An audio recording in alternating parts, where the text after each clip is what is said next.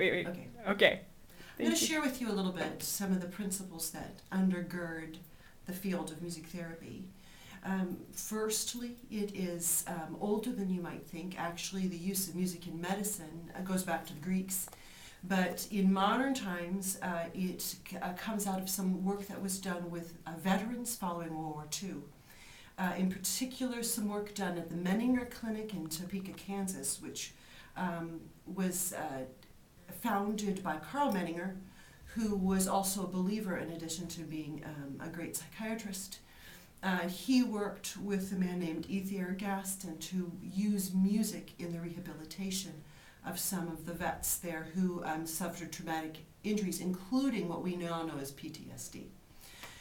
Now there are about 5,000 certified music therapists working in this country today, and I think about 70 to 100 programs offering the study in music therapy. The most important thing to realize is that music therapy is using music not to teach music as an academic subject, which an educator does, and not to look at music as a performance product, which also a music educator does, but to use music as a medium to teach another behavior. And some good examples of that, for instance, if I had an adolescent who was having trouble with good social interactions, I could provide a band, an ensemble, and there would be certain social contracts as part of being part of that ensemble. So they would experience good social interaction because they're making music that everyone likes together. It's a great way to build a relationship. They're also learning to maintain appropriate behavior because it's one of the conditions of actually staying in the group. In some ways, people might be able to communicate musically with one another by making a song together when they couldn't sit down and have a conversation together. That would be way too stressful. So that is thinking of a music therapy with a goal in mind of building somebody's social interaction skills. It could be motor skills.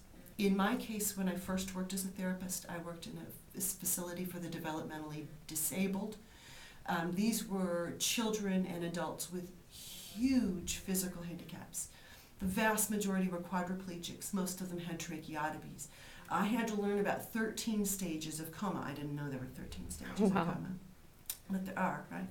So I worked a lot with motor skills. I had small children who had so much brain damage that they wouldn't do what's called crossing midline. You know, when a baby plays with the toy, they move the toy over into the other hand when they come to the center of the body. And it's a learned skill to cross the center of the body, and it's a neurological skill. So I would do musical activity where I would sing and I would hold a drum in front of the person and put a modified mallet in their hand. Remember, they're probably a quadriplegic, so they probably have splints on their hands, and I would have special mallets that I could put into a splint. So I'm holding the drum and I'm singing, and because they had tracheotomies, they usually couldn't sing, and they're playing with me on the beat. So I'm moving the drum, and I would play over here, and then I would, if I moved, they would actually stop playing, and I'd keep the drum. And my goal is to be able to move fast enough so that I could get them to cross midline. That's an example of I'm using a musical activity. It could be the same song that someone might use in a music education class, but I am actually trying to build a motor skill. Same time I'm taking data. Very easy in the midst of a song to take data because I can count how many times they cross midline successfully and then write it down at the end of the session. And come to a group where we do progress and report on what I've seen. The other advantage I have over an occupational therapist, a lot more fun to make music and play a drum and work on a motor skill than it is, to push a lever or something. So there's an engagement, a personal engagement. Another aspect that a music therapist has in their arsenal, there's a natural structure in music. It occurs in time. My great friends, art therapists, they have some great tools, and I would love to stick my hands in clay, but they don't have time. So if you put a piece of clay in front of somebody, they have to manage their time to create. But if you put a song in front of them and give them a drum and say, play on every beat, they know precisely what is required of them every moment in that activity. So the structure and the time element are very valuable teaching and therapeutic tools. Thirdly, we talked about social interaction, motor skills. We talked about the use of structure and the value of time in music. Self-expression. We use music in society to mourn, to worship, to say I love you, to say let's party, to say I'm sad, I'm happy, I'm angry, all those kinds of things. We use it to mark certain periods of time.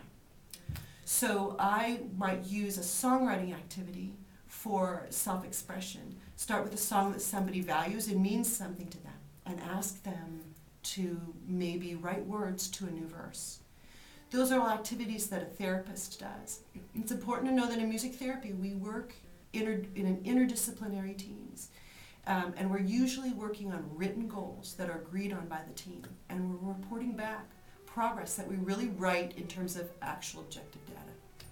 Hope that helps. Well, thank you. That helps a lot. That was like music therapy in a nutshell. I'm doing my best. Thank you so much for taking the time to do this. Sure.